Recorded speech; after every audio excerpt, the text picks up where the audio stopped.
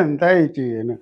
ഒന്ന് അങ്ങണ്ടും ഇങ്ങണ്ടും നീട്ടിയിട്ട് ഒന്നാണ്ട് തുടച്ച് ഒന്ന് ആണ്ട് വൃത്തിയായിട്ടാണ്ട് എടുക്കുകയാണെങ്കിൽ ഇവിടെ ഉള്ള അഴുക്കൊക്കെ ആണ്ട് പോകും. അല്ലാതെ കുട്ടികൾ ആക്കിയതാണ് ഇതൊക്കെ തോന്നുന്നുണ്ട്. ഏതായാലും ചെയ്യാണ്. എന്നാ പിന്നെ നല്ലപോലെ ആണ്ട് ചെയ്തൂടെ? നിങ്ങൾക്ക് ചായയും ചോറൊക്കെ കിട്ടിയില്ലേ? കിട്ടിയില്ലേ? അവര് ഉണ്ടാവത്തിരുന്നൂടെ? ഈ ഭാരിച്ച കാര്യങ്ങൾ നിങ്ങൾ എന്തിനാ അന്വേഷിക്കാൻ നിൽക്കുന്നത്?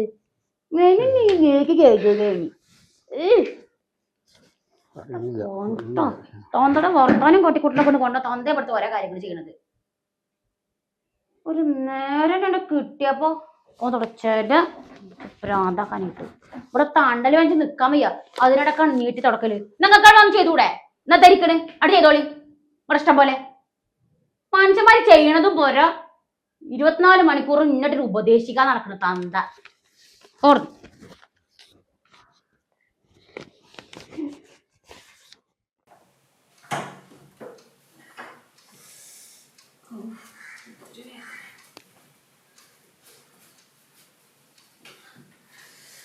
എങ്ങനെയുണ്ട്? വേദന ഉണ്ടാ?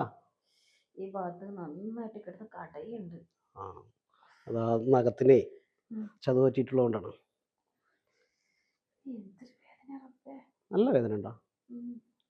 അതെ, ഞാൻ എപ്പോഴും പറയണൊരു കാര്യമില്ലേ, എന്താണെന്ന് ഉറപ്പില്ല. പ്രായമുള്ള ആളുകളോട് സംസാരിക്കുമ്പോൾ കുറച്ച് ബഹുമാനവും സ്നേഹത്തോടൊക്കെ സംസാരിക്കുക. അവരൊന്നും ഷൗട്ട് ചെയ്ത് സംസാരിക്കാൻ പാടില്ല. എനിക്ക് എന്തെങ്കിലും കണ്ടാ പറയണം.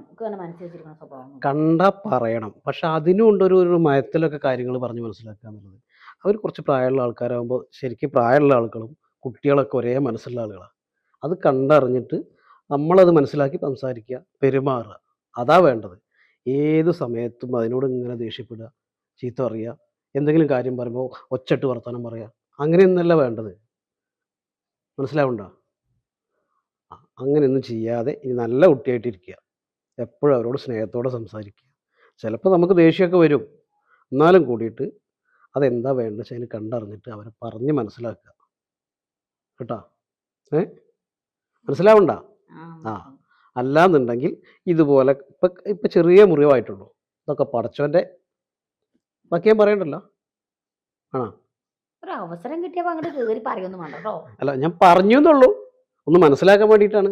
ഇതൊന്നും രണ്ടും പ്രാവശ്യമല്ല ഞാൻ പറയണത്. പറഞ്ഞാൽ മനസ്സിലാവില്ലല്ലോ. അനുഭവിച്ചോ?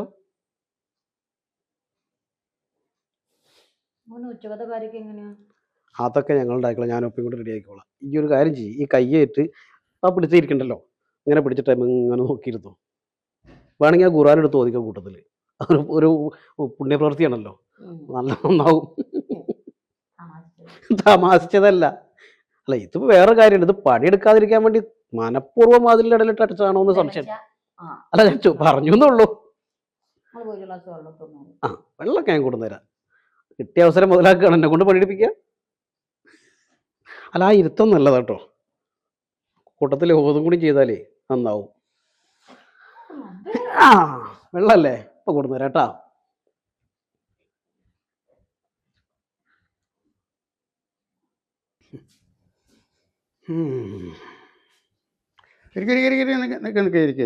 അതെ, മോള് ഓൻ പറഞ്ഞതൊന്നും കണക്കിലെടുക്കണ്ട. ഇപ്പൊ അത് അപ്പോളേ പൊരുത്തപ്പെട്ടേക്കണ്. ഇനിയിപ്പോൾ എന്താ വേണ്ടത് വെച്ചാല് റെസ്റ്റ് എടുക്കുക. ഏയ് ഒരു ദേഷ്യമല്ല. എന്തിന് ദേഷ്യം? അതൊക്കെ സാധാരണയല്ലേ. ഒന്നുമില്ല. അത് ഇക്കറിഞ്ഞൂടെ? എൻ്റെ സ്വഭാവം എന്താന്ന് ഇക്കറിയാം, അന്നെ ഇക്കറിയാം. പിന്നെ ഇപ്പൊ കയ്യിലൊന്നുമില്ല, ഒന്നുമില്ല. ഏയ് നല്ല കഥായി. സാരില്ലാന്നേ, ഞാനല്ലേ പറഞ്ഞു, സാരില്ല. പിന്നെ കൈ ഇളക്കണ്ട, റെസ്റ്റ് എടുക്കുക.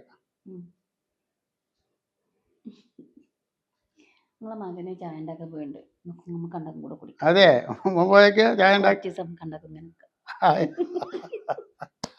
ആയിക്കോട്ടെ ആയിക്കോട്ടെ, അതായിക്കോട്ടെ ആയിക്കോട്ടെ.